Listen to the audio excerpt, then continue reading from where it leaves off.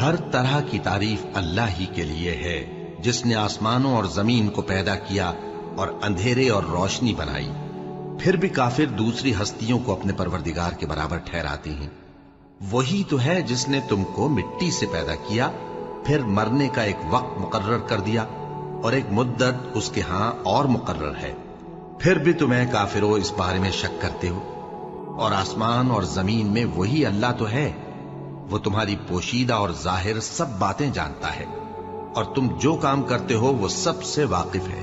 اور اللہ کی نشانیوں میں سے کوئی نشانی ان لوگوں کے پاس نہیں آتی مگر یہ اس سے منہ پھیر لیتے ہیں۔ جب ان کے پاس حق آیا تو اس کو بھی انہوں نے جھٹلا دیا، سو ان کو ان چیزوں کا جن سے یہ ہنسی کرتے ہیں ان قریب انجام معلوم ہو جائے گا۔